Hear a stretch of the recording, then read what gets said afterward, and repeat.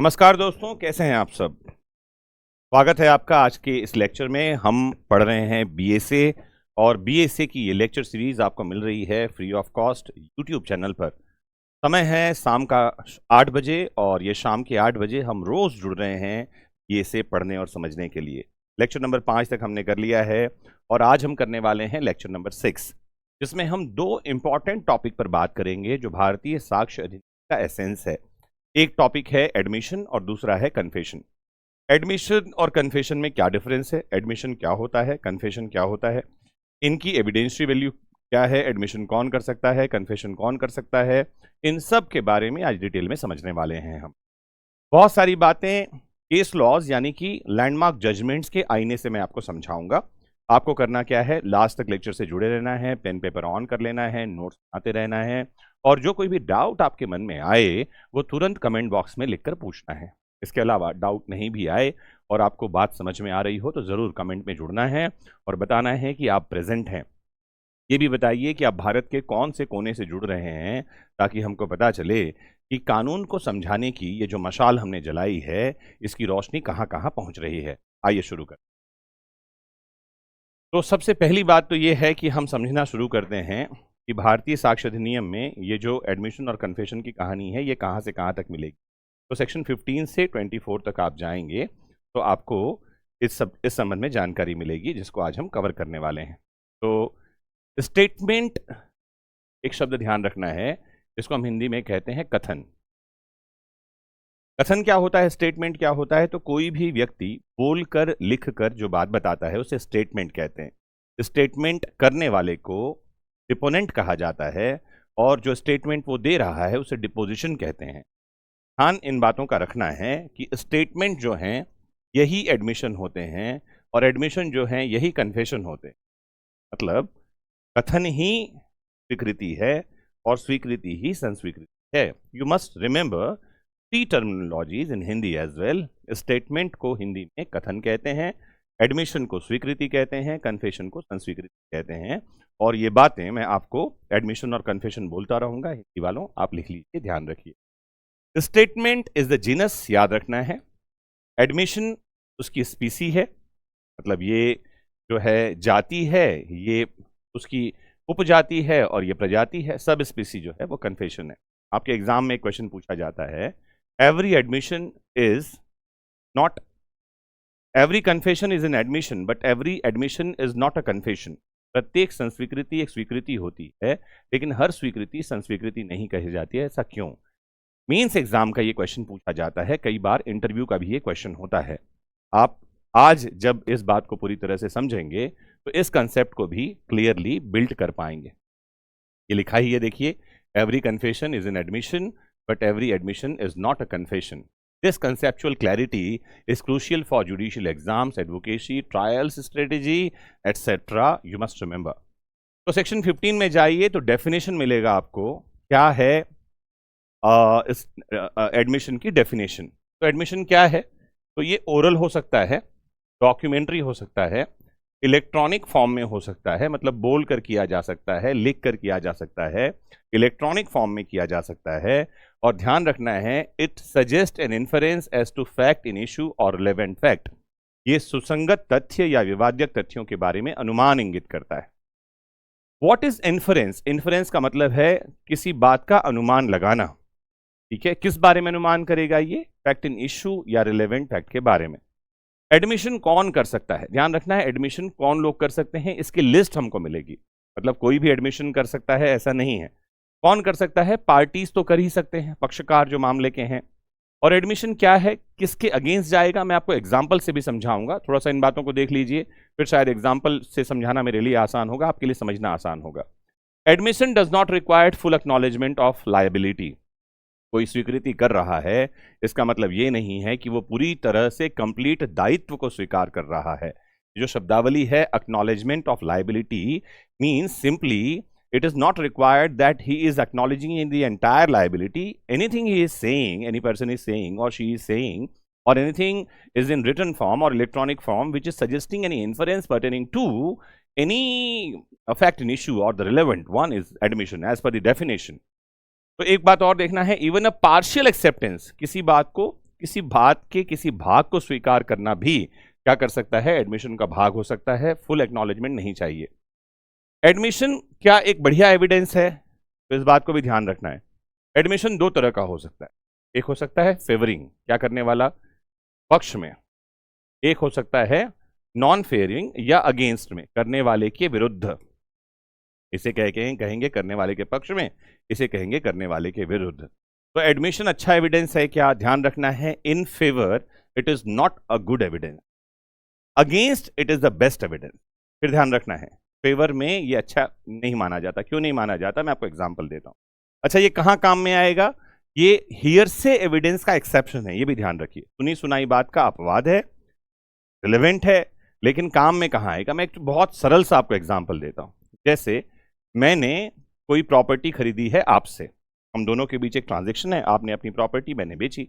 इसका बढ़िया सबूत क्या है, इसका बढ़िया सबूत तो डॉक्यूमेंट है जिसमें कि लिखा पड़ी हुई है, सेल डीड होगा। इसका बढ़िया एविडेंस क्या होगा, इसका बढ़िया एविडेंस रजिस्ट्रेशन होगा कि प्रॉपर्टी रजिस्टर हो गई है। इसका बढ़िया एविडेंस अमाउंट का ट्रांजैक्शन होगा, कुछ तो होगा हमारे बीच में। लेकिन कुछ भी नहीं है। अगर बात करते हैं हम 1872 की, अभी भी हम उन एग्जाम्पल्स को इसीलिए ले रहे हैं क्योंकि बहुत सारी बातें उस समय के हिसाब से ही हैं जो अभी भी चली आ रही हैं।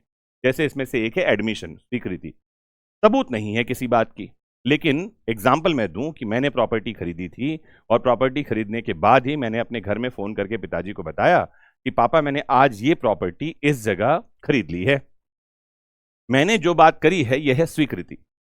क्वेश्चन ये है कि अगर आपके और मेरे बीच में डिस्प्यूट होगा कि मैंने आपसे प्रॉपर्टी खरीदी है या नहीं, तो क्या मेरे पिताजी का स्टेटमेंट लिया जा सकेगा एज ए विटनेस कि मैंने उनसे एडमिशन किया था? ध्यान रखना है, नहीं। Favouring statements are not relevant और वैल्यूएबल एडमिशंस। ध्यान रखना है, जो पक्ष में, मेरे पक्ष में है वो बात जो मैंने कही, ये बात काम की नहीं है, इसे अच्छा एविडेंस नहीं माना जाता। तो अंडरलाइन करना है, evidence, admission is the best evidence against the maker, करने वाले के विरुद्ध अच्छी बात है ये, दो नॉट कंक्लूसिव। अच्छा एविडेंस तो है, बेस्ट तो है, लेकिन उससे भी बहुत कुछ पता नहीं चलता। नाउ अगेंस्ट में कैसी बात होगी, फिर मैं आपको बताता हूं। जैसे मान लो ए और बी, मेरे और आपके बीच में एक सेल डीड, उसको ही ध्यान में रखते हैं, प्रॉपर्टी खरीदी बिक्री हुई, या समझ लेते हैं प्रॉपर्टी खरीदी बिक्री नहीं हुई है, आपने एक फोर्ज डॉक्यूमेंट बना लिया। फोर्ज डॉक्यूमेंट क्या है, फर्जी दस्तावेज, और मेरी किसी प्रॉपर्टी पर आप कब्जा करना चाहते हैं। और अच्छा एग्जांपल लेते हैं, है ना, और उस डॉक्यूमेंट को कोर्ट में रखा गया है ये बोलने के लिए कि आपने वो प्रॉपर्टी परचेस की है मुझसे। मैं डिनाई कर रहा हूं, मैं कह रहा हूं कि यार ये डॉक्यूमेंट तो फॉर्ज्ड है, फर्जी दस्तावेज है। आपने मेरे सामने, क्या किसी और को आपने ये कहा है, किसी व्यक्ति को, कि एमजे सर अपने आप को बड़ा एडवोकेट समझते हैं, कानून का जानकार समझते हैं, मैंने ये डॉक्यूमेंट फोर्ज्ड रखा है, बेजा कब्जा मैंने कर रखा है उनकी प्रॉपर्टी पर, जाओ दम है तो साबित करके दिखा दो। अब ये जो आप बोल रहे हो, स्टेटमेंट दे रहे हो, ये भी एडमिशन है, और ये किसके अगेंस्ट जा रहा है, आपके against. It is against the maker, करने वाले के विरुद्ध है, और ये बढ़िया एविडेंस है आपके विरुद्ध, क्योंकि अगर आपने ऐसा नहीं किया है तो अपने खिलाफ क्यों बोलोगे? कोई भी व्यक्ति अपने खिलाफ नहीं बोलता। तो ध्यान रखना है, एक होता है सेल्फ फेवरिंग, थैंक यू, एक होता है सेल्फ फेवरिंग एडमिशन, अपना समर्थन अपने पक्ष में जो हो, एक होता है अगेंस्ट, उस करने वाले के विरुद्ध। और बढ़िया एविडेंस क्या है, वही जो करने वाले के विरुद्ध है, आपको भूलना नहीं है। केस आपको ध्यान रखना है, नारायण भगवंतराव गोसावी वर्सेस गोपाल विनायक गोसावी का एक केस है। इस केस में कहा कि an admission is substantive evidence, स्वीकृति मूल साक्ष्य है बाय इटसेल्फ, अपने आप में, तो नॉट कंक्लूसिव प्रूफ, ये अपने आप में मूल साक्ष्य है, अच्छा एविडेंस है, लेकिन निश्चायक नहीं है, इससे किसी निश्चय तक पहुंचना आसान नहीं, इसका खंडन किया जा सकता है। ध्यान रखिए, एडमिशन कौन कर सकता है, मैंने बताया था एडमिशन कौन कर सकता है, कन्फेशन कौन कर सकता है, याद रखना है, क्योंकि यहीं से हम डिफरेंस भी निकाल कर लाएंगे एडमिशन और कन्फेशन में। कौन कर सकता है एडमिशन, तो ध्यान रखना है, parties to the proceeding. Parties कौन होते हैं, प्लेंटिफ और डिपेंडेंट है। प्लेंटिफ है वाद करने वाला, डिफेंडेंट है प्रतिवादी। अक्यूज्ड, प्रोसिक्यूशन, अक्यूज कौन है, अभियुक्त। प्रोसिक्यूशन कौन है, वही जो अभियोजन का काम कर रहा है। और जब ये एडमिशन करेगा, जैसे क्या कहेंगे, अक्यूज, उसको ही हम कन्फेशन कहेंगे, आगे पढ़ेंगे।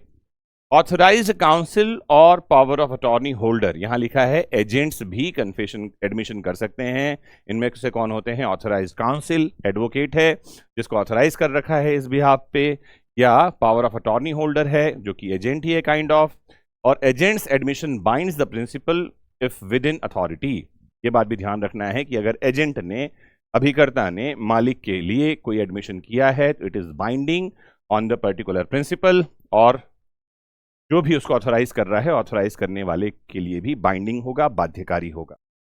रिप्रेजेंटेटिव कैपेसिटी में जो लोग हैं वो भी एडमिशन कर सकते हैं। कौन होते हैं ये? ट्रस्टी होते हैं, एग्जीक्यूटर यानी किसी संपत्ति के निष्पादक होते हैं, कर्ता होते हैं, ये लोग भी एडमिशन कर सकते हैं।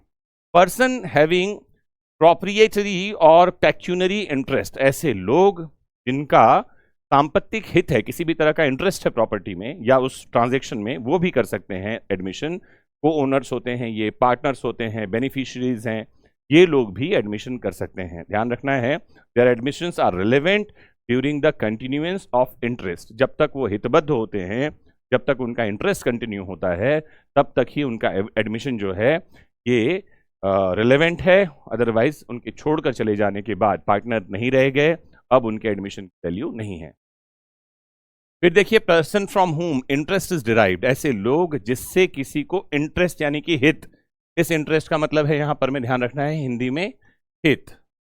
हित क्या होता है मैं समझाता हूं। What is this interest? Is derive, जैसे वेंडर, परचेसर, एंसेस्टर, हेयर, ऐसी वाली बात है। एग्जाम्पल से समझाता हूं। ए नाम का आदमी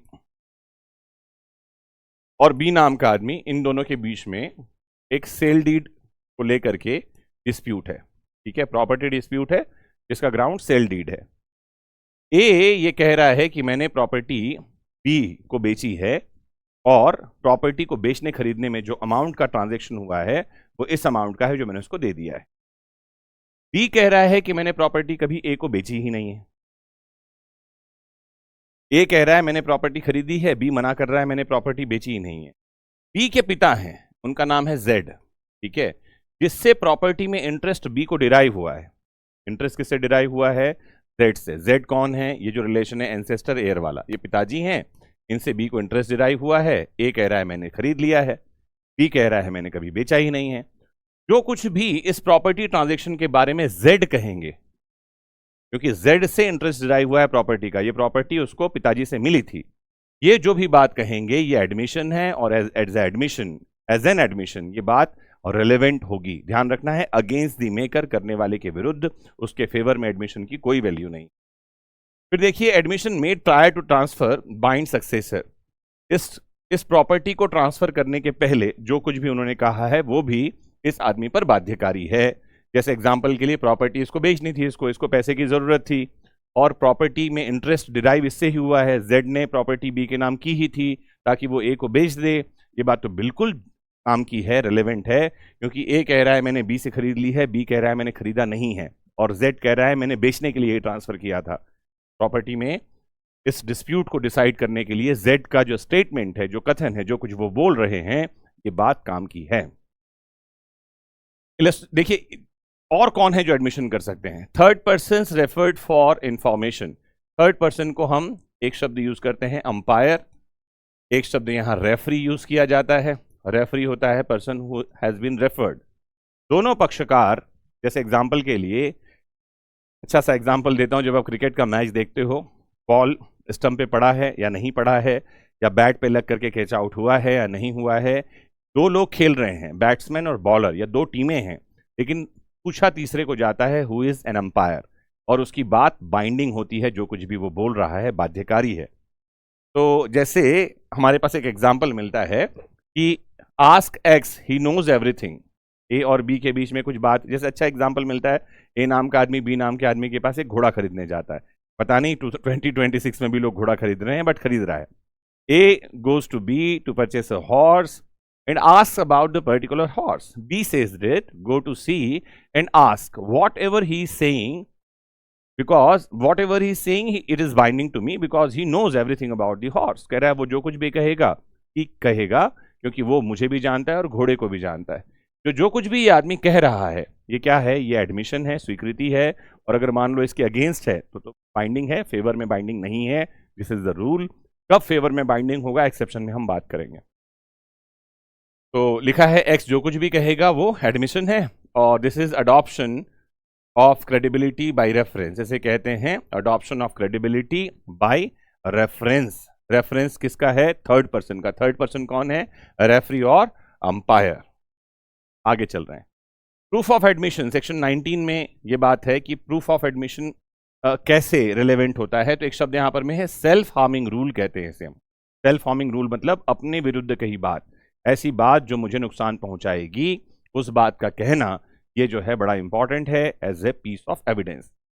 admissions are relevant only against the person making them. ये नियम है, जैसा कि मैंने पहले भी बताया, करने वाले के विरुद्ध ये बात लागू है, उसके फेवर में ये बात नहीं लागू होती। तो law distrust self serving statements, ये किसके पीछे का डॉक्ट्रिन ये है, प्रिंसिपल ये है कि अगर आप अपने फेवर में बात कर रहे हैं तो वो किसी काम की नहीं है। कहा जाता है सेल्फ प्रेज एक शब्द आता है, या सेल्फ रिकमेंडेशन, अपने आप से अपनी तारीफ की गई है तो ये भी काम की नहीं होती। अपने फेवर में कही बात किसी काम की नहीं है। सीधा सा मतलब ये है, कोई दूसरा आपके लिए कुछ बोल रहा हो तो वो काम का हो सकता है। अब इस नियम के 3 अपवाद हैं। देखना, ध्यान रखना, मैंने साक्ष्य अधिनियम के बारे में बताया है। इसकी खूबसूरती यही है कि कहीं कोई बात लिखी है ऐसा है, तो वही बात कहीं लिखा होगा कि ऐसा नहीं है। जैसे शुरुआत में हमने साफ साफ पढ़ लिया कि सेल्फ हार्मिंग स्टेटमेंट्स ही एडमिशन माने जाएंगे, रिलेवेंट होंगे। सेल्फ सपोर्टिंग जो स्टेटमेंट्स हैं वो एज एडमिशन रिलेवेंट नहीं है, उनकी एविडेंशियल वैल्यू नहीं है। ये नियम है। मतलब कहीं तो लिखा होगा कि सेल्फ सर्विंग स्टेटमेंट्स भी काम के हैं, वो इस नियम के अपवाद हैं। लिखा है कब खुद के स्टेटमेंट को कोर्ट में रखा जा सकता है। पहला, if qualifies as dying declaration, अगर वो बात डाइंग डिक्लेरेशन के रूप में मान्य हो सकती है। तो डाइंग डिक्लेरेशन के लिए क्या रिक्विजिट्स हैं? पहला तो ये कि जो स्टेटमेंट दे रहा है उसको मरना होगा।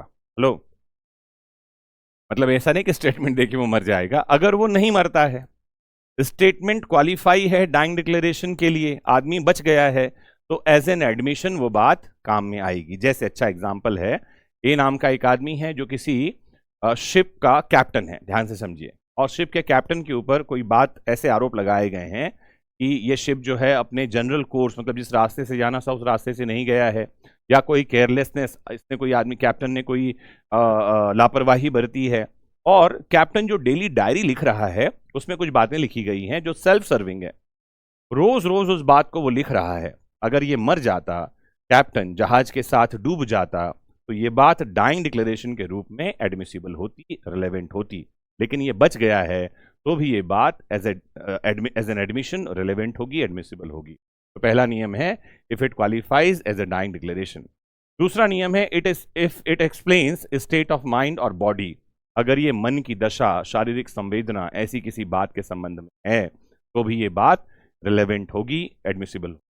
और तीसरा, if it is relevant independently of being an admission, अगर ये एडमिशन के अलावा किसी और तरीके से किसी अन्य सेक्शन में अगर रेलेवेंट है तो वो रेलेवेंट माना जाएगा। मतलब एज एन एडमिशन तो वो रेलेवेंट नहीं है, किसी और सेक्शन में किसी और बात की तरह उसको हम रेलेवेंट मानेंगे। जैसे अगर आपको याद हो तो लास्ट टाइम मैंने बताया था, एक्सप्लेनेटरी फैक्ट्स रिलेवेंट होते हैं, इंट्रोडक्टरी फैक्ट्स रिलेवेंट होते हैं, टाइम प्लेस को फिक्स करने वाले फैक्ट्स रिलेवेंट होते हैं, ऐसी बातें रिलेवेंट होती हैं जो दो लोगों के बीच में संबंध यानी कि उनके रिलेशनशिप को बताती है।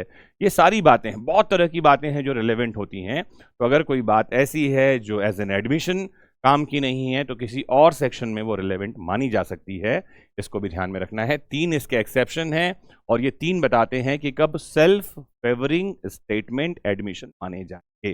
रूल क्या है? सेल्फ फेवरिंग स्टेटमेंट एडमिशन के रूप में एडमिसिबल नहीं है, ओनली सेल्फ हार्मिंग ही एडमिशन के रूप में एडमिसिबल हैं, राय हैं। ये रूल है, नियम है, ये उसका अपवाद है। कुछ नहीं समझ में आ रहा हो तो रुक करके कमेंट बॉक्स में लिख करके ज़रूर पूछना। जैसा कि मैंने बताया, हम इसको क्लियर करेंगे बहुत डिटेल में। हम अपने मॉर्निंग बैच में भी इस सब के बारे में पढ़ रहे हैं, चीज़ों को समझ रहे हैं, और आपको एक बढ़िया डाउट क्लियरिंग यानी कि प्रश्न पूछने का अधिकार मिलता है जब आप सीधे ही बैच में आते हैं।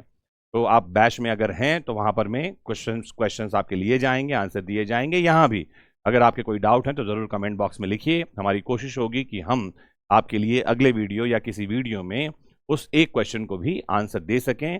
आपकी मदद करके हमें बहुत खुशी हो। आइए देखिए statement, landmark judgment, state of Bihar versus Radhakrishna Singh का एक मामला है और इसमें कहा कि admission can not be selectively used, must be read as a whole. जब कभी कोई एडमिशन करता है, कोई स्टेटमेंट है, उसके किसी पार्ट को पढ़ करके ही एडमिशन को एडमिसिबल नहीं बनाया जाएगा, रिलेवेंट नहीं माना जाएगा।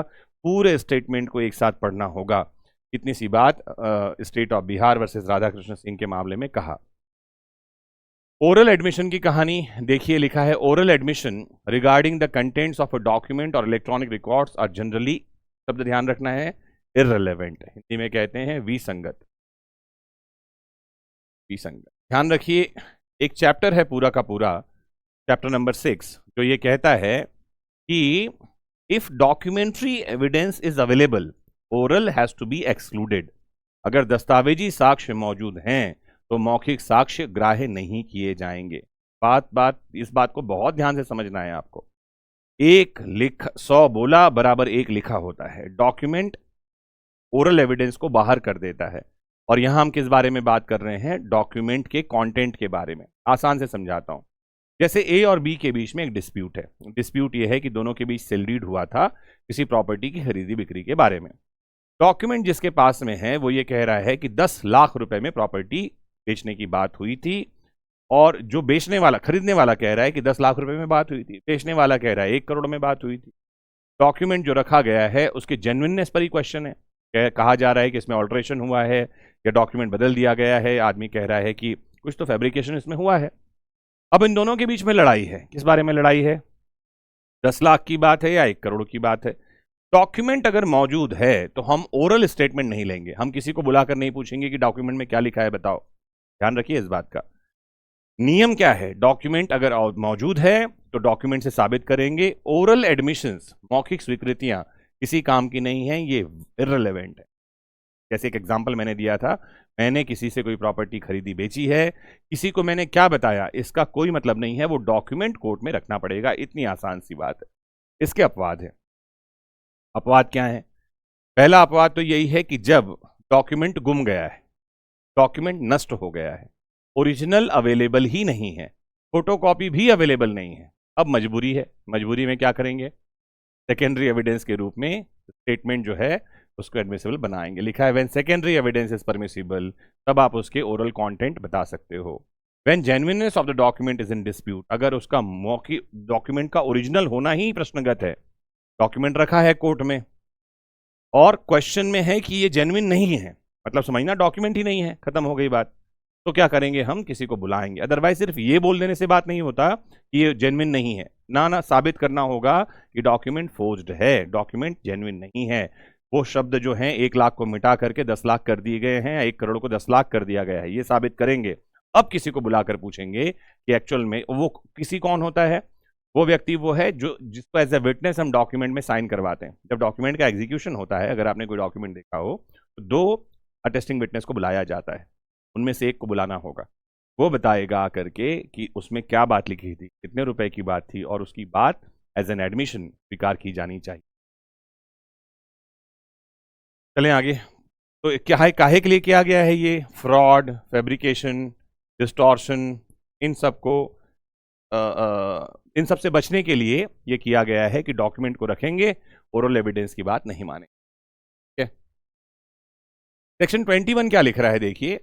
Statements made during compromise talk, settlement negotiations are not admissible in civil proceeding. In general आपने सुना होगा कि सिविल मामलों में एडमिशंस रिलेवेंट होते हैं। सेक्शन 21 कहता है कि एडमिशंस सिविल मामलों में रिलेवेंट नहीं है। कब? ध्यान रखिए, नियम क्या है? एडमिशंस सिविल मामलों में हमेशा रिलेवेंट है।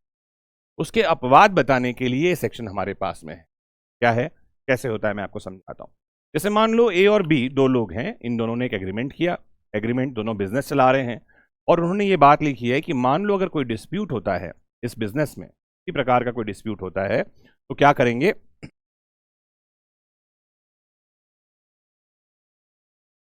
हम कोर्ट नहीं जाएंगे, हम किसी मीडिएटर के पास जाएंगे। मध्यस्थ किसको बना लिया है? दोनों ने अपने किसी फ्रेंड को, किसी जानकार को, घर के किसी बूढ़े को, बुजुर्ग को, और कहा कि इसके सामने हम डिस्प्यूट निपटाएंगे, हम कोर्ट नहीं जाएंगे। साथ में उसमें ये बात भी लिखी है कि हम दोनों के बीच में जो कुछ भी बात हो रही है उसमें एडमिशन जो है, जो हम स्वीकार करेंगे, इसको कोर्ट में नहीं रखा जाएगा। एग्रीमेंट में लिख दिया है। मतलब कोई डिस्प्यूट है, उसको साबित करने के लिए डॉक्यूमेंट्री एविडेंस या विटनेस लाओ, एडमिशन न लाओ। क्यों, क्या है? जैसे मान लो ए ने बी के बारे में कहा, वो कह रहा है कि बी ने 50,000 रुपए का गबन किया है, हिसाब में 50,000 रुपए कहीं कम है। बी कह रहा है ऐसा नहीं है, कहीं हेरफेर हो गया होगा, आओ इसको समझते हैं। वो कुछ हिसाब बताना चाह रहा है कि ऐसा है, मैंने पैसे नहीं लिए। डिस्प्यूट है। डिस्प्यूट किसके सामने लेकर जाते हैं? ये मीडिएटर के पास में एक मध्यस्थ है। मध्यस्थ के सामने दोनों एक दूसरे से बहस कर रहे हैं। इतने में बी कहता है ठीक है, छोड़, मैंने 50,000 रुपए खा लिए तेरे, जा कोर्ट में साबित कर, मैं यहां नहीं मानता इस बात को। ये एडमिशन है। क्या है ये? स्वीकृति, जो उसके अगेंस्ट जा रही है। क्या ये बात कोर्ट में साबित कर सकेंगे? नहीं। कब नहीं कर सकेंगे? दो कंडीशन ध्यान रखिए। पहला, अगर उन दोनों पार्टियों के बीच में एक्सप्रेस्ड एग्रीमेंट है, किसी एग्रीमेंट करार में ही लिख दिया है कि हम एडमिशन से किसी बात को कोर्ट में साबित नहीं करेंगे, तो एडमिशन कोर्ट में साबित नहीं किया जाएगा। दूसरी इंपॉर्टेंट बात है कि if by the act of parties court can infer, पक्षकारों के बर्ताव से, कार्य से ही न्यायालय को यह लगता है कि एडमिशन से बात साबित नहीं की जानी चाहिए, ऐसा इनके बीच में कभी मंतव्य रहा होगा, तो कोर्ट एडमिशंस को रिलेवेंट नहीं मानेगा। तीन बातें मैंने बता दी और इसको ही एक्सप्लेन मैंने किया। Encourage amicable settlement without fear. ये क्या है? इसका उद्देश्य कि लोग आपस में ही बातचीत से मामले को सुलझा लें और उसमें डर ना हो कि मान लो बातचीत कर रहे हैं तो कोई बात एज एन एडमिशन कोई कहीं रख ना दे। कई बार ऐसा होता भी है ना, जैसे मान लो मैंने एक एग्जांपल दिया था, आपके और मेरे बीच में कोई प्रॉपर्टी का ही डिस्प्यूट है ना। मैं कह रहा हूँ भाई तुमने जाली दस्तावेज रखा है, आप कह रहे हो कि नहीं ये ओरिजिनल है, आप झूठ बोल रहे हो।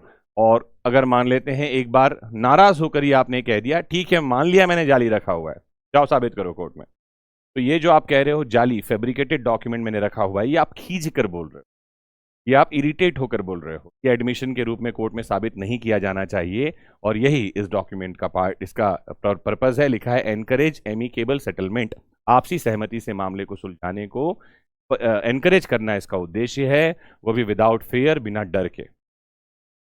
जुडिशियल विजडम क्या है? इस सेक्शन में लिखा है court must protect negotiation sanctity. जो लोग आपस में समझौता करना चाहते हैं, किसी तरह का नेगोशिएशन कर रहे हैं, उसकी पवित्रता को बनाए रखना इस धारा का उद्देश्य है। और वहां ऐसी कोई बात आती है तो उससे केस ने डिसाइड कर दिया जाता। तो अगर आपने इतनी बात समझ ली है तो आइए समझते हैं कन्फेशन क्या है। कन्फेशन यानी संस्वीकृति। कन्फेशन को समझने के लिए आपको दो केसेस को बैक टू बैक समझना चाहिए। एक है पाखला नारायण स्वामी, आपने नाम बहुत सुना होगा पाखला नारायण स्वामी केस का। पाखला नारायण स्वामी वर्सेस एम्पेरर का मामला है और इस मामले में पहली बार कन्फेशन को डिफाइन किया गया है। इस केस को यूं तो हम बार बार डाइंग डिक्लेरेशन के मामलों में पढ़ते हैं, लेकिन इस केस में कन्फेशन की डेफिनेशन आई। तो जब कभी भी स्टेटमेंट आते हैं तो क्या होता है, दो तरह की बातें होती। एक होता है सेल्फ हार्मिंग स्टेटमेंट, इसे कहा जाता है इनकल्पेटरी। एक शब्द ध्यान रखना, इनकल्पेटरी स्टेटमेंट। इनकल्पेटरी का मतलब होता है जो खुद को अपराध में फंसाने वाली बात है, उसे कहा जाता है इनकल्पेटरी। एक होता है एक्सकल्पेटरी, अपने आप को अपराध से बचाने वाला स्टेटमेंट। तो पाखला नारायण स्वामी के केस में जो परिभाषा आई, इतनी सी आसान सी बात है कि इनकल्पेटरी स्टेटमेंट अमाउंट्स टू कन्फेशन।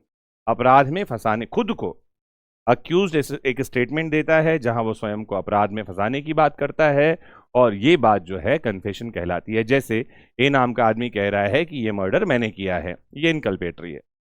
लेकिन दूसरी भी बात इसमें है, अगर उसमें कोई एक्सकल्पेटरी बात हो तो, जैसे वो कह रहा है कि मैंने ये मर्डर किया है सेल्फ डिफेंस में। सेल्फ डिफेंस होता है आत्मरक्षा में। तो क्या ये जो सेल्फ डिफेंस वाली बात है, आत्मरक्षा में किया है, मैंने मर्डर किया है आत्मरक्षा में, क्या ये इन दोनों स्टेटमेंट को हम अलग अलग पढ़ सकते हैं? मतलब सिर्फ ये बात को हम पढ़ लें कि मैंने हत्या करी है, इसको हम कन्फेशन मान लें, बाकी सब बात को हटा दें? नहीं नहीं नहीं। पहली बात तो ये कि पूरा स्टेटमेंट एक साथ पढ़ा जाना चाहिए। मैंने हत्या करी है आत्मरक्षा में, इसको साथ साथ पढ़ा जाना चाहिए। और उसका एसेंस क्या निकलेगा? एक्सकल्पेटरी, खुद को बचाने वाली बात है ये, और ये कन्फेशन नहीं है। पलविंदर कौर का बड़ा रिनाउंड मामला है। पलविंदर कौर के मामले में क्या हुआ, पलविंदर कौर नाम की महिला की शादी हुई पंजाब के एक गांव में, और उसकी उसके पति से बन नहीं रही थी, ससुर से अलग लड़ाई चल रही थी, दोनों ससुर के घर से अलग कहीं रह रहे थे। और ये जो आदमी था पलविंदर कौर का हस्बैंड, इसके एक दोस्त से पलविंदर कौर की भी दोस्ती थी। जैसा कि पलविंदर कौर ने स्टेटमेंट दिया था, हुआ ये कि एक रोज ये जो आदमी था पलविंदर कौर का हस्बैंड, इसको फोटोग्राफी का बड़ा शौक था। और आज से 5-7 साल बाद ये भी समझाना आसान नहीं होगा फोटोग्राफी के बारे में कि पहले एक नेगेटिव फिल्म आती थी, रोल, उसको कैमरे में डाल करके फोटो खींचा जाता था और फिर उसको डार्क रूम में डेवलप किया जाता था नेगेटिव से पॉजिटिव। एक केमिकल होता था जिसमें उसको वॉश करके नेगेटिव से पॉजिटिव बनाया जाता था। ये केमिकल जो है ये पॉइजनस कैरेक्टर का होता था, जो शरीर को पीने वाला आदमी मर जाए। तो कहानी ये जो पलविंदर कौर ने अपने स्टेटमेंट में बताई कि उसका हस्बैंड एक रोज ये केमिकल लेकर आया, पलविंदर कौर को कहा कहीं रख दो इसे। पलविंदर कौर ने उसको दवाई की एक शीशी में खाली करके रख दिया कि वक्त जरूरत काम आएगा, जब जरूरत होगा दे देंगे। एक रोज इस आदमी की तबीयत खराब हुई, इसने वो शीशी जिसमें कि वो केमिकल था उसको दवा समझ के पी लिया और मर गया। ये स्टेटमेंट किसका है, ये स्टेटमेंट है पलविंदर कौर का। पलविंदर कौर को लगा, क्योंकि डिस्प्यूट ऑलरेडी चल रहे थे, कोई इस पर इल्ज़ाम न लगाए कि पति को मार दिया है, उसने अपने मित्र को बुलाया और मित्र को बुला करके क्या किया, उसकी बॉडी को एक ट्रंक में डाल करके गांव के ही कुएं में डाल दिया। ये आदमी चला गया, गुम गया है, इस बात की पुलिस में शिकायत की गई, पुलिस उस आदमी को ढूंढ ही रही थी। और कुछ दिन बाद गांव के उस कुएं से सड़न की बदबू आई। ह्यूमन बॉडी जब सड़ती है तो बहुत दूर तक तेज गंध फैलती है। कुएं से उस ट्रंक को निकाला गया, ट्रंक में एक डेड बॉडी मिली जो कि पूरी तरह से खराब हो चुकी थी, इसको पहचानना आसान नहीं था। लेकिन लड़के के पिता ने, जो कि उसको, उस लड़के को उसके कपड़े से पहचाना और भी चीज़ों से पहचाना कि हाँ ये मेरा बेटा ही है। पलविंदर कौर को अरेस्ट कर लिया गया और पलविंदर कौर ने ये सारी कहानी बताई जो मैंने अभी आपको बताई। अब इस पूरी कहानी में एक हिस्सा तो है जो पलविंदर कौर को बचाने वाला है। कौन सा वाला, जो वो कह रही है कि उसने नहीं मारा है, इसने खुद वो केमिकल पी लिया और मर गया, यह है बचाने वाला हिस्सा। और साथ ही वो कह रही है कि मैंने और मेरे और एक मित्र ने, जो कि बाद में फरार हो गया था, जो उसके हस्बैंड का ही मित्र था, दोनों ने मिलकर ट्रंक में डेड बॉडी को डाला और कुएं में डाल दिया। यह है फंसाने वाला हिस्सा। अब इन दोनों को सेपरेट करके देखा जा सकता है। एक पूरी कहानी अलग है जो कि उसको हत्या से बचा रही है, मर्डर से बचा रही है, लेकिन in order to disappear the evidence एक पार्ट है जिसको अपराध में फंसा रहा है। तो ये जितना पार्ट है जो अपराध में फंसा रहा है, ये इनकल्पेटरी स्टेटमेंट है, अपराध में फंसाने वाला कथन है, and this amount to confession, इसे ही हम संस्वीकृत कहते हैं। तो उम्मीद है ये बात आपको समझ में आ रही होगी और आप इन बातों को समझ रहे हैं। तो क्या कहा इसमें, if a statement is partly exculpatory, किसी कथन का एक भाग अगर एक्सकल्पेटरी है, देखा मैंने अभी आपको थोड़ी देर पहले बताया था कि पूरा स्टेटमेंट एज अ होल पढ़ना चाहिए, अलग अलग करके नहीं पढ़ना चाहिए। और पढ़ने पर अगर उसको बचाने वाली जो बात मिल रही है उसको हम कन्फेशन नहीं मानते। कन्फेशन केवल और केवल फंसाने वाला है, ध्यान रखना है। इनकल्पेटरी, एक्सकल्पेटरी स्टेटमेंट कन्फेशन नहीं है। एक होता है इनवॉलेंटरी कन्फेशन। इनवॉलेंटरी कन्फेशन क्या होता है, किसी को इंड्यूसमेंट यानी प्रवंचना देकर, थ्रेट यानी धमका कर, कोएर्जन उसको प्रताड़ित करके, प्रॉमिस वचन दे करके अगर किया जा रहा है, ठीक है, तो हम क्या कहते हैं, ये वाली बातें इररिलेवेंट होती हैं, विसंगत होती हैं। धमका कर कन्फेशन नहीं कराया जा सकता। जैसे किसी को कहा जाए, आपने 3rd डिग्री टॉर्चर के बारे में सुना होगा। क्या होता है 3rd डिग्री टॉर्चर? किसी व्यक्ति को मार पीट करके अगर कहा जा रहा है कि अपराध को स्वीकार कर लो, you have to confess the offence. ध्यान रखना, confession made to police is not at all admissible, ग्राह्य नहीं है ये, ठीक है। और ये कह रहा है कि ये इररिलेवेंट हो जाएगा अगर इनमें से कोई बात है, इसे इनवॉलेंटरी कन्फेशन कहा जाता है। तो कब ये एक्सेप्शन में आता है, इंप्रेशन फुल्ली रिमूव्ड। मान लो कोई आदमी पुलिस के कस्टडी में है, उसने कोई कन्फेशनल स्टेटमेंट किया है, तो लॉ तो कहता है कि ये कन्फेशनल स्टेटमेंट कोर्ट में साबित ही नहीं किया जाएगा। तो होता क्या है, पुलिस कन्फेशन करवाती है, आदमी ने कन्फेशन कर लिया, तो कन्फेशन रिकॉर्ड करते हैं मैजिस्ट्रेट, तो फिर उसको मैजिस्ट्रेट के सामने ले जाया जाता है और फिर कहा जाता है कि कन्फेशन करना चाहता है। मैजिस्ट्रेट उसको पूरा समय देते हैं, पहले तो बताते हैं कि आपको कन्फेशन करने की ज़रूरत नहीं है, आप अपना केस लड़ सकते हैं, और अगर आप कन्फेशन कर रहे हैं, अपराध को स्वीकार कर रहे हैं, तो ये बात आपके अगेंस्ट यूज में लाई जा सकती है कि आप कन्फेशन करना चाहते हैं। उसके बाद वो कहता है कि हाँ मैंने ऐसा किया है, मैं इसको स्वीकार करना चाहता हूँ, I know about each and every consequence of giving such statement which amounts to confession. ये accused कह रहा है, तो ये क्या माना जाएगा कि उसके मन में जो प्रभाव था, इंप्रेशन था, इट इज फुल्ली रिमूव्ड, वो दूर हो गया है, और इसके बाद अगर कोई कन्फेशन कर रहा है तो इसकी एविडेंशियरी वैल्यू है, इसको माना जाएगा कि ये ठीक। कब एडमिसिबल होता है ये देखना, प्रॉमिस ऑफ सिक्रेसी, अगर किसी को गुप्त रखने का वचन देकर के ये करवाया गया है तो ये एडमिसिबल है। डिसेप्शन, उसे किसी प्रकार का धोखा दिया गया है तो भी ये एडमिसिबल है। इंटॉक्सिकेशन, नशा करवाया गया है, इसके तहत नार्को टेस्ट आते हैं, और कोई व्यक्ति कन्फेशन कर रहा है तो ये एडमिसिबल है।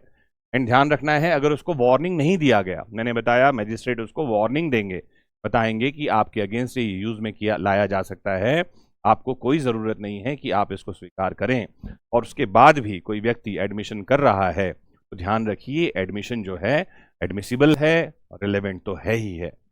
Voluntariness is the soul of confession, कहा गया है कि अगर कोई व्यक्ति स्वेच्छया कन्फेशन कर रहा है, वॉलेंटरी है, तो इसको क्या माना जाएगा, इसको गुड पीस ऑफ एविडेंस माना जाता है। आपको ये बात ध्यान में रखनी। केस देखिए, state of Punjab versus Barkat Ram का केस है। लिखा है authority must have power to influence the course of investigation. अगर कोई व्यक्ति अथॉरिटी है, पुलिस वाला है, उससे कोई कन्फेशन हो रहा है तो ये बात मान्य नहीं है। और अथॉरिटी का मतलब क्या है, जो इन्वेस्टिगेशन को इन्फ्लुएंस कर सकता हो, ऐसी बात। कन्फेशन टू पुलिस, पुलिस से किया गया कन्फेशन मान्य नहीं होता। क्यों मान्य नहीं होता, मैं उसको आपको एक एग्जाम्पल देता हूं। क्या हुआ, एक बार जो है, अच्छा ये जब पुलिस की बात कर रहे हैं तो भारतीय पुलिस की बात कर रहे हैं, कानून हमारा कह रहा है कि पुलिस से किया गया कन्फेशन मान्य नहीं, क्यों नहीं है, तो एक मैं अच्छी कहानी से आपको समझाता हूं। एक बार भारत एक बहुत बड़े पुलिस को देखते हैं, वो है स्कॉटलैंड यार्ड। स्कॉटिश पुलिस है जिसको बहुत ही अच्छी पुलिस माना जाता है, एफिशिएंट माना जाता है। और एक नेवी सील को लेते हैं जो अमेरिका के कमांडो हैं, नेवी सील कमांडो, जो एबटाबाद में घुसकर जिन्होंने ओसामा बिन लादेन को मारा था। इन तीनों के बीच कंपटीशन रखा गया। कंपटीशन ये था कि एक भालू को एक पर्टिकुलर बेल्ट पहना करके जंगल में छोड़ देंगे, और जो पहले उस भालू को पकड़कर लाएगा उसको जो है माना जाएगा बेस्ट पुलिस, बेस्ट एजेंसी मानी जाएगी, क्योंकि नेवी सील पुलिस नहीं है इसलिए मैं पुलिस कह दे रहा हूँ, एजेंसी मानी जाएगी। जंगल कौन से चुने गए, सतपुड़ा के घने जंगल, ऊँघते अनमने जंगल, घसो इनमें डर नहीं है, मौत का ये घर नहीं है, शानदार कविता लिखी किसी, बहुत घने जंगल है, यहाँ डाल दिया मध्य प्रदेश में। सबसे पहले भेजा गया navy seal. Navy seal helicopter और बाकी तरह से ढूंढ करके आधे घंटे में ले आई उस पर्टिकुलर भालू को। दूसरे नंबर पे मौका दिया गया स्कॉटिश पुलिस को। स्कॉटिश पुलिस ने भी आधे घंटे पौन घंटे का समय लिया, ढूंढ लाई। फिर आया भारतीय पुलिस का नंबर। तो जैसे ही भारतीय पुलिस का नंबर आया, भालू छोड़ा गया और कॉल आ गया कि भालू पकड़ा गया।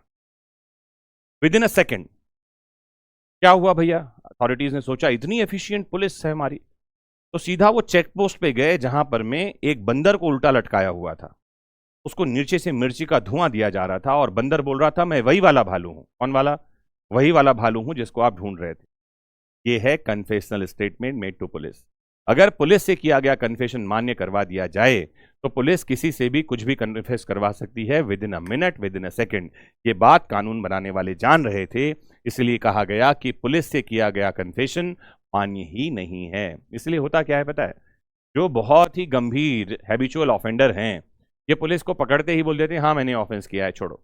टॉर्चर तक जाते ही नहीं है, क्योंकि इनको पता है कि ये बात कोर्ट में साबित ही नहीं की जा सकती है। तो एब्सोल्यूट बार है। एब्सोल्यूट बार का मतलब है, मैंने बताया कि इसका कोई एक्सेप्शन नहीं है, किया ही जा सकता है। No confession made to police officer is provable, साबित ही नहीं कर सकते। Prevents custodial abuse and torture, ऐसा क्यों किया गया है, क्योंकि अगर मान लेते हैं कि इसको मान्य कर दिया जाए तो पुलिस शायद, जो पुलिस टॉर्चर नहीं करती है, जो अब्यूजिव नहीं है, वो भी टॉर्चर करने लगे। क्योंकि अगर टॉर्चर करेंगे तो सच बोलेगा तो बात सामने आएगी तो केस खत्म हो गया।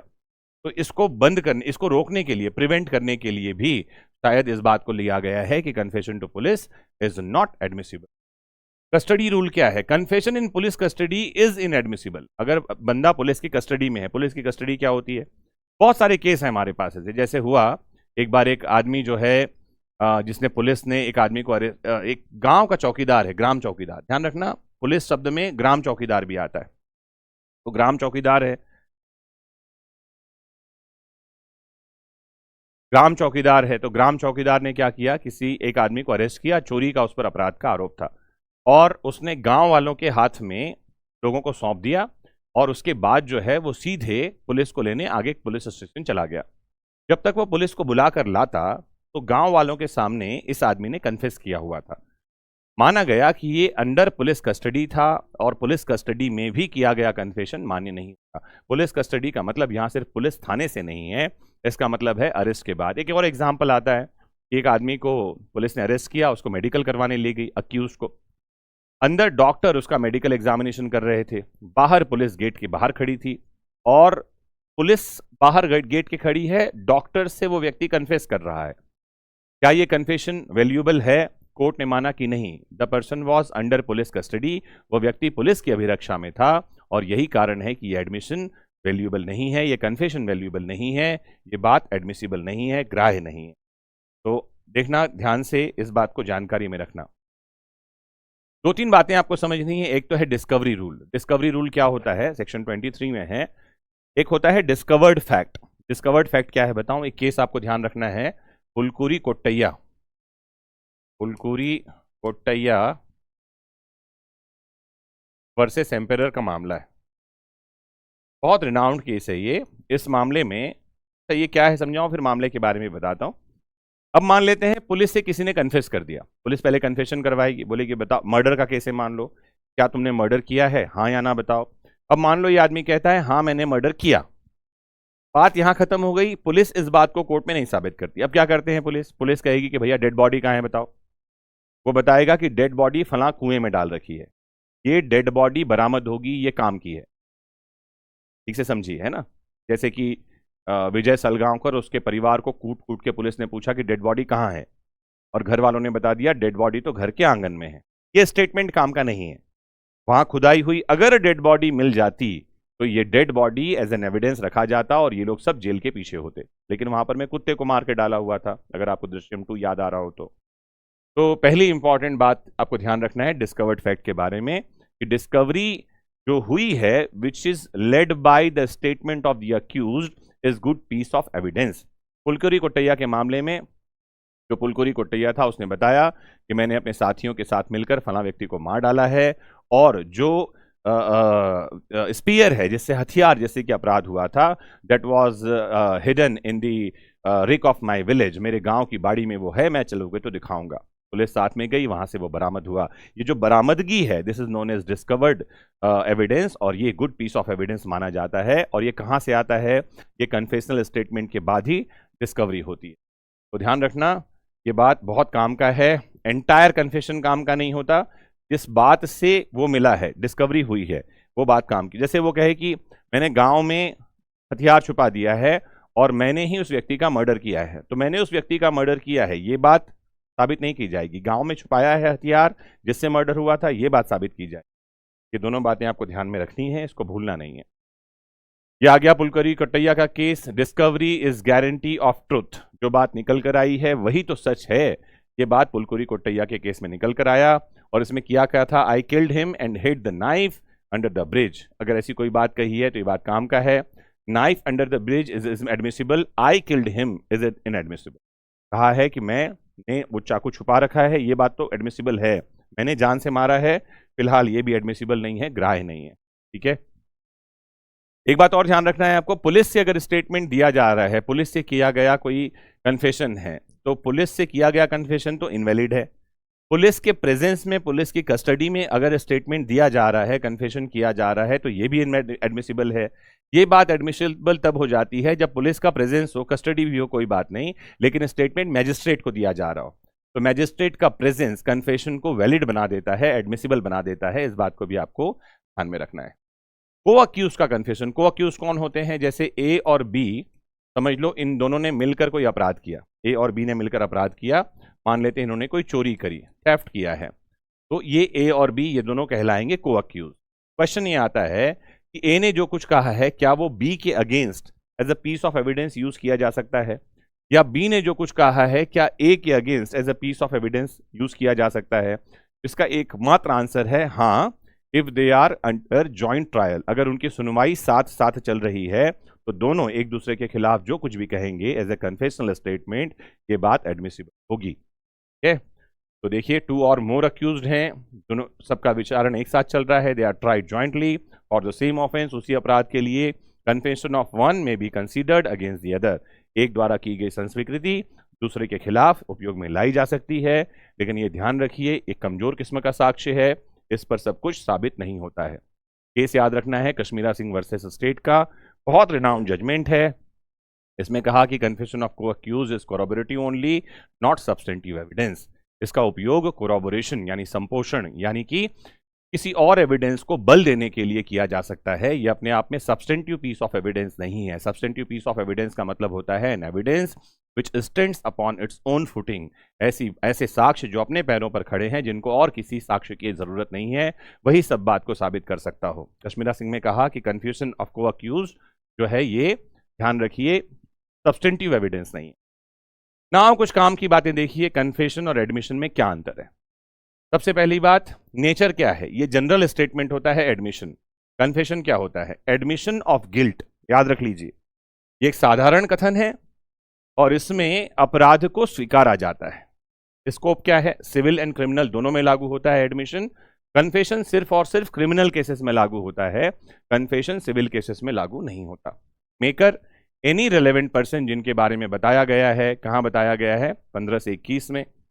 कन्फेशन कौन कर सकता है, केवल अक्यूज अभियुक्त ही कहेगा कि मैंने ये अपराध किया है, तभी इसको कन्फेशनल स्टेटमेंट मानेंगे।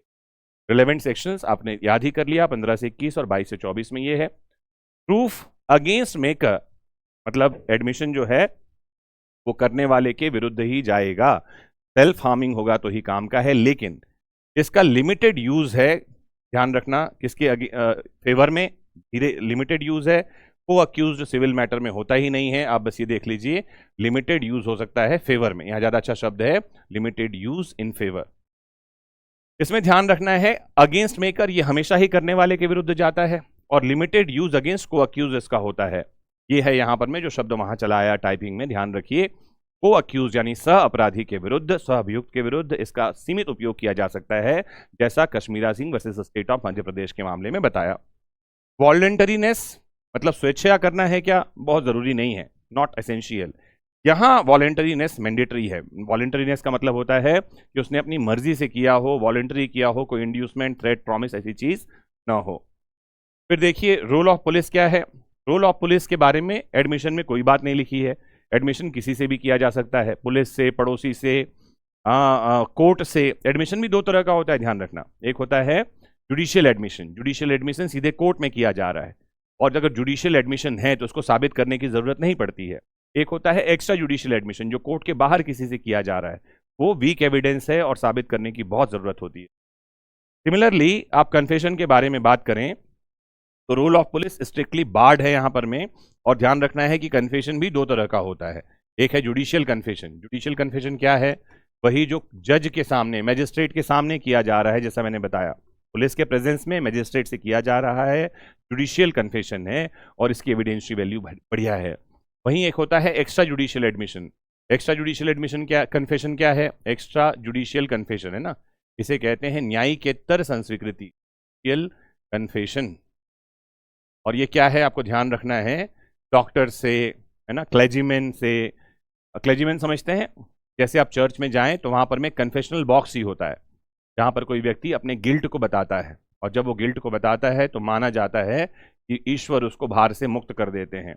वो जो क्लेजीमैन चर्च में जो कन्फेशनल बॉक्स है जिससे कन्फेशन कर रहा है, ये एक्स्ट्रा जुडिशियल कन्फेशन है।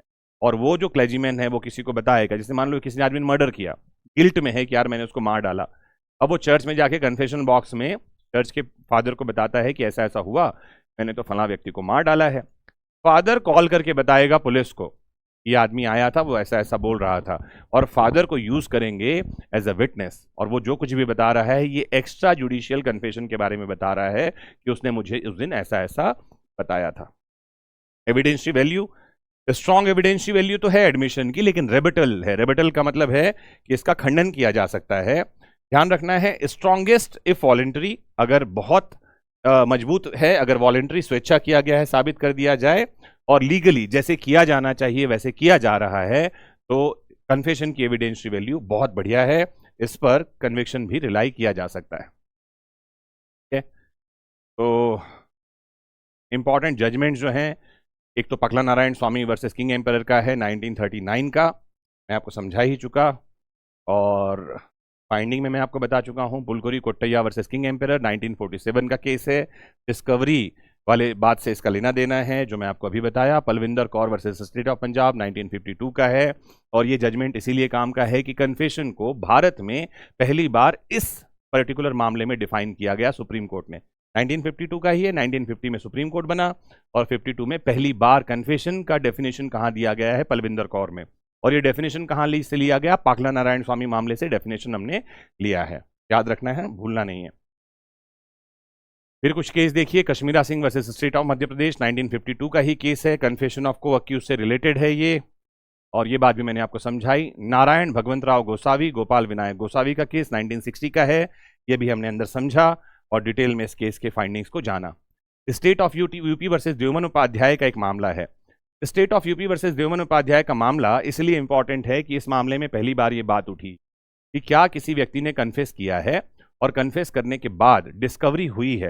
ये डिस्कवरी संविधान के कुछ आर्टिकल्स का वायलेशन नहीं है।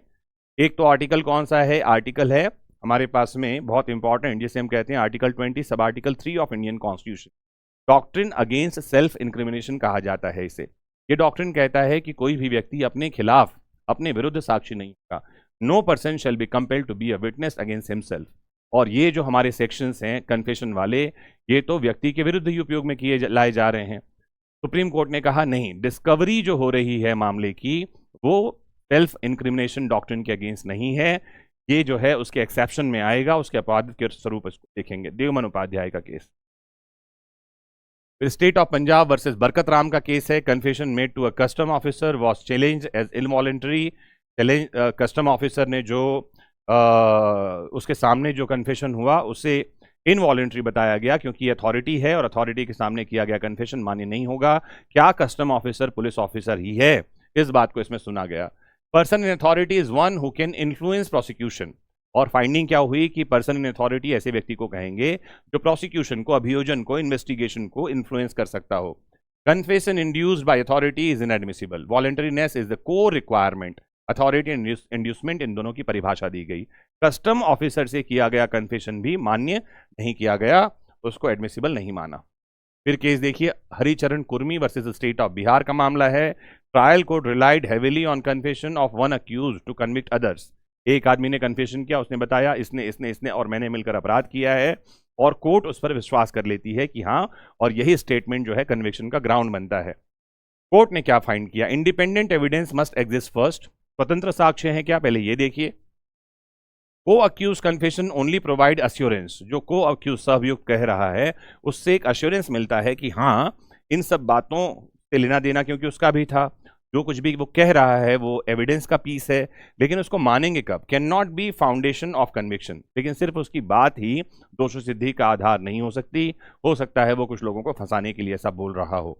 तो क्या चाहिए, इंडिपेंडेंट एविडेंस चाहिए, और कन्फेशन, दोनों को मिलकर के क्या हो सकता है, ध्यान रखना है, कन्विक्शन हो सकता है। और इस मामले में क्योंकि 1964 का मामला है, इससे पहले 1952 का एक जजमेंट हमारे पास है, that is Kashmira Singh versus state of Madhya Pradesh.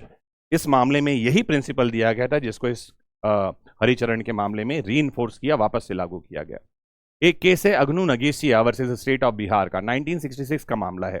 इस मामले में अक्यूज ने एफआईआर लॉन्च किया containing a confession to police. FIR में खुद के बारे में बताया कि अपराध मैंने किया है। तो क्वेश्चन ये उठा, कन्फेशनल एफआईआर जो है क्या वो एडमिसिबल है? This was the question. जाकर पुलिस स्टेशन में कह रहा है कि मैंने ही अपराध किया है, मुझे अरेस्ट कर लो। एफआईआर भी लिखवा रहा है और एफआईआर में खुद का नाम लिखवा रहा है। कोर्ट ने क्या कहा, it is not at all admissible, inadmissible है ये बात। ओनली नॉन कन्फेशनल पार्ट में भी यूज, उसमें वो सारी बातें उपयोग में लाई जाएंगी जो अपराध के बारे में थी, उस बात को हटा दिया जाएगा जो वो कह रहा है कि मैंने अपराध किया है। पुलिस को इंडिपेंडेंट एविडेंस लेकर आने होंगे। Right against self incrimination was upheld. इस मामले में आर्टिकल 20 सब आर्टिकल 3 का जो मूल अधिकार है कि किसी भी व्यक्ति को उसके खिलाफ साक्षी बनने के लिए विवश नहीं किया जाएगा, उसको अपहेल्ड किया गया। केस देखिए, Nishikant Jha versus state of Bihar, 1969 का केस है। In this case the accused admitted certain acts but denied intentional to kill. बहुत सारी बातों को स्वीकार करता है लेकिन जान से मारने का आशय था, इस बात को इनकार करता है। क्या कहा? Statement with self exculpatory content are not confessions. वही बात जो हमने पलविंदर कौर में पढ़ी, वही बात जो पाखला नारायण के मामले में पढ़ा, उसको ही आगे बढ़ाया। उसमें कहा कि ऐसी बात जो सेल्फ एक्सकल्पेटरी है, खुद को बचाने वाली बात है, वो कन्फेशनल स्टेटमेंट नहीं है, वो बचाने वाला स्टेटमेंट है। सच स्टेटमेंट्स में स्टिल क्वालिफाई एज एडमिशन। और अगर मान लो ऐसी कोई बात है तो ये एडमिशन के रूप में तो क्वालिफाई करेगा, उसको कोर्ट में रखा जा सकता है, बट ये कन्फेशनल स्टेटमेंट नहीं है। फिर केस देखिए, अवध किशोर दास वर्सेस राम गोपाल का मामला, 1979 का मामला है। Selective reliance was placed on admission in a property dispute. और इस मामले में क्या डिसाइड किया? Admission must be read as a whole. विकृति को पूरा पूरा पढ़ना चाहिए, उसके किसी पार्ट को ही पढ़कर रिलाई नहीं करना चाहिए। सेलेक्टिव यूज इम्परमिसिबल, कहा कि सिर्फ कुछ भाग को ले लेना, स्वीकार करना, ये परमिसिबल नहीं है, अनुज्ञेय नहीं है। कॉन्टेक्स्ट इज डिसाइसिव, किस संदर्भ में बात हो रही है, ये महत्वपूर्ण है। केस देखिए, state of Bihar versus Radhakrishna Singh, 1983 का केस है। इसके बारे में हम पहले डिस्कस कर चुके हैं, तो इस बारे में वापस मैं नहीं बता रहा। उम्मीद करता हूं इतने सारे केस लॉज के आईने से इस 1 घंटे के लेक्चर में आप समझ पाए होंगे कि एडमिशन क्या है, कन्फेशन क्या है, एडमिशन और कन्फेशन में क्या डिफरेंस है, कौन से इंपॉर्टेंट केस लॉज हैं। और उम्मीद करता हूं कि अब आपको ये बात क्लियर हो गई होगी। जो बात नहीं समझ में आई है, फिर से देखिए, फिर से समझिए, बार बार देखिए इस वीडियो को, और जो डाउट आपके मन में है वो कमेंट बॉक्स में लिख भेजिए। मोस्ट इंपॉर्टेंटली अपना खूब ख्याल रखिए, because your presence is important. Have a great time. नमस्कार, जय हिंद।